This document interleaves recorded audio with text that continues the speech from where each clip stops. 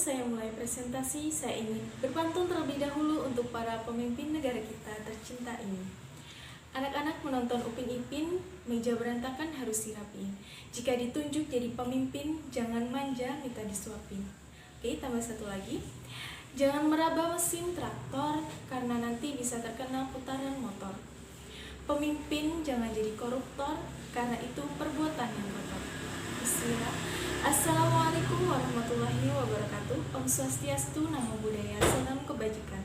Yang saya hormati kakak-kakak panitia lomba Isai Inspirasi Indonesia, dan salam hangat saya kepada teman-teman viewers yang saya hormati dan juga saya cintai.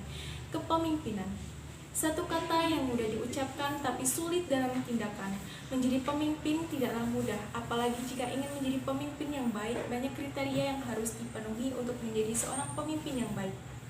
Jika dilandaskan pada kitab suci Al-Quran, pemimpin yang baik yaitu pemimpin yang memiliki kriteria beriman, adil, amanah, dan berkepribadian rasuli dengan syarat-syarat yang ketat, yakni berpengalaman, mampu memberantas kebatilan, dapat diteladani dan ditaati, toleran, sidik, sabar, fatonah, tablik, berwibawa, sehat jasmani, tidak cacat tubuhnya, berilmu dan memiliki solidaritas, serta berpengaruh besar di tengah-tengah masyarakat. Pertanyaannya, sudahkah pemimpin di Indonesia memenuhi syarat tersebut? Bagaimana kondisi pemerintahan kita untuk saat ini? Mari kita cari tahu bersama. Oke Google, kepemimpinan Indonesia untuk saat ini. Indonesia mengalami krisis kepemimpinan. Mengapa demikian? Ini merupakan masalah yang terjadi dalam dinamika kepemimpinan kita saat ini, di mana orang-orang merasa bahwa mereka adalah seorang pemimpin yang mampu memimpin. Pemimpin-pemimpin karbit kerap bermunculan ke panggung politik. Partai tidak diproses pendidikan untuk menjadi pemimpin. Partai hanya dijadikan kendaraan politik semata dengan uang sebagai motor penggeraknya.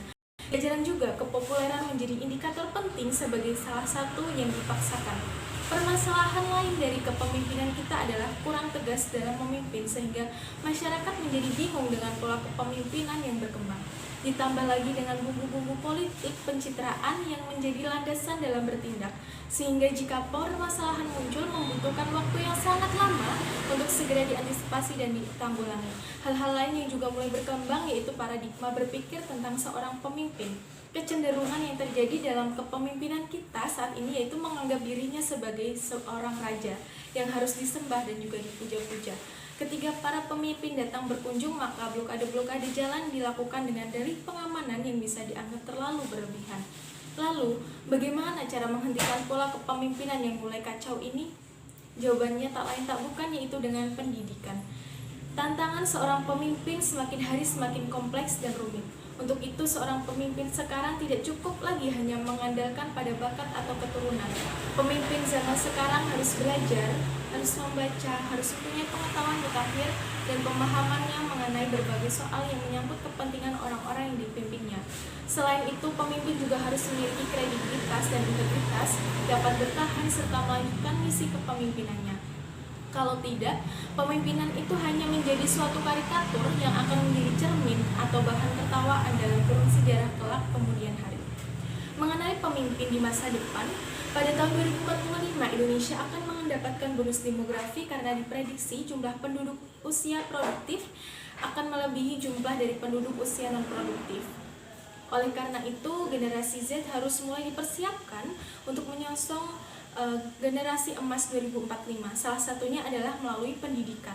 Namun hal tersebut tidak dapat dilakukan oleh pemerintah saja tentunya. Perlu adanya kolaborasi karena pendidikan yang bermutu harus terus diupayakan oleh semua pihak. Nah, di sini guru merupakan kunci pelaku perubahan agar menghasilkan manusia Indonesia yang bermoral, religius, cerdas, produktif, handal, dan juga komprehensif melalui pemberian layanan pembelajaran yang prima sesuai dengan zamannya. Dari latar belakang yang sudah saya sebutkan, saya menawarkan gagasan inovatif yang bertajuk Youth Leadership Learning Y2L sebagai inovasi kurikulum pembelajaran dalam meningkatkan jiwa kepemimpinan generasi Z guna menyongsong Indonesia Emas 2045. Apa itu Y2L? Y2L merupakan inovasi yang harapannya dapat diterapkan pada kurikulum pembelajaran siswa di tingkat sekolah dasar, sekolah menengah pertama, dan juga sekolah menengah atas atau sederajat. Penerapan Y2L di pembelajaran bertujuan untuk menumbuhkan jiwa kepemimpinan para generasi Z agar nantinya terlahir para pemimpin yang berkualitas agar cita-cita bangsa Indonesia di tahun 2045 dapat terakselerasi dan tercapai. Y2L ini akan diikuti peserta didik dan diberikan materi pembelajaran yang dapat mengasah kemampuan kepemimpinan sesuai dengan zamannya. Pribadi yang menguasai iptek dan memiliki kriteria pemimpin yang dibutuhkan untuk mengupayakan tercapainya Indonesia Emas 2045. Lalu bagaimana tahapan penerapan Y2L? Mari kita beralih pada bagian berikut ini. Pada tahap pertama, yaitu Kementerian Pendidikan dan Kebudayaan melakukan koordinasi dan kolaborasi dengan akademisi atau mahasiswa untuk penyusunan sistem dan program Y2L. Pada tahap ini akan dirinci materi, praktik, dan juga sistem penilaian pada sistem Y2L. Yang kedua, yaitu penyusunan Y2L telah dilaksanakan, maka Kemendikbud meresmikan serta membuat regulasi mengenai penambahan Y2L ke dalam kurikulum pembelajaran. Kemudian setelah itu Kemendikbud membuat regulasinya, maka program Y2L mulai diasosiasikan, kemudian para akademisi dalam hal ini yaitu tenaga pendidik mulai untuk melakukan kewajibannya dalam menyelenggarakan Y2L setiap seminggu sekali dan bersifat sebagai ekstrakurikuler yang wajib diikuti oleh peserta didik. Y2L ini diajarkan kepada peserta didik di tingkat SD, SMP, dan SMA sederajat untuk siswa di tingkat SD yang diwajibkan untuk mengikuti yaitu kelas 4 sampai dengan kelas 6 untuk siswa di tingkat sekolah menengah pertama yang diwajibkan itu adalah untuk kelas 7 sampai 8. Kemudian untuk siswa di tingkat SMA maka yang diwajibkan yaitu mengikuti dari kelas 10 sampai 11. Pada tingkat SD sendiri, peserta didik akan diberikan pengajaran mengenai kepemimpinan dan melalui pelatihan dasar kepemimpinan. Materi yang akan diberikan disesuaikan dengan kemampuan anak usia SD, dalam hal ini yaitu Y2L tingkat pertama. Materi tingkat pertama akan lebih ditekankan pada aspek moral dan etika, penanaman kepribadian Pancasila, dan dilatih untuk bisa menjadi pemimpin bagi dirinya sendiri. Kemudian pada tingkat SMP, materi yang diajarkan tidak lagi sama dengan Y2L pada tingkat SD, namun sudah naik level. Yang selanjutnya itu peserta didik tetap akan diberikan materi mengenai moral, etika, dan juga kepemimpinan, namun lebih intens. Hal tersebut untuk melatih peserta didik agar mulai bisa memberikan manfaat bagi sekitar dan berkontribusi di lingkungan sekitar tempat tinggalnya. Dalam hal ini disebut sebagai kepemimpinan di masyarakat. Kemudian pada tingkat SMA sederajat, peserta didik akan lebih diarahkan kepada implementasi materi kepemimpinan yang telah diperolehnya selama SD SMP.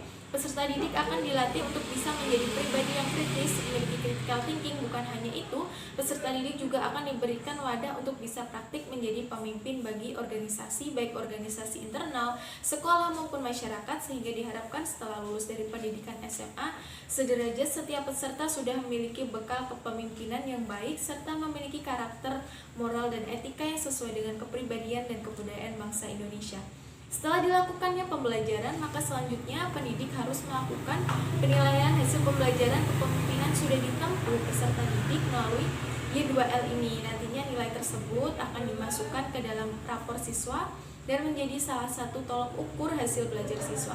Selama proses penyampaian pembelajaran kepemimpinan, Kementerian Pendidikan dan Kebudayaan akan terus melakukan monitoring, dan juga setelah hasil penilaian ini dilakukan, maka Kemendikbud juga akan melakukan evaluasi agar penambahan program Y2L ini akan terus dapat dibenahi dan juga dikembangkan. Baiklah, momentum Indonesia Emas 2045 harus dipersiapkan dengan sebaik mungkin agar impian Indonesia untuk menjadi negara yang adil makmur dapat tercapai. Impian-impian tersebut akan tercapai apabila negara Indonesia dipimpin oleh para pemimpin yang berkualitas dan berdedikasi tinggi. Oleh karena itu diperlukan adanya generasi yang juga bisa melanjutkan estafet kepemimpinan di Indonesia. Adanya program Youth Leadership Learning Y2L yang dimaksudkan ke dalam kurikulum pembelajaran diharapkan akan menjadi solusi dalam upaya mencetak generasi emas yang berjiwa kepemimpinan sesuai dengan Pancasila dan kepribadian bangsa Indonesia. Pembelajaran dan pelatihan jiwa kepemimpinan sejak dini akan menghasilkan pemimpin masa depan yang mampu membawa Indonesia menuju Indonesia Emas tahun 2045. Pak Soekarno pernah berkata, "Beri aku 10 pemuda, niscaya akan kuguncangkan dunia." Sekian presentasi dari saya. Wassalamualaikum warahmatullahi wabarakatuh.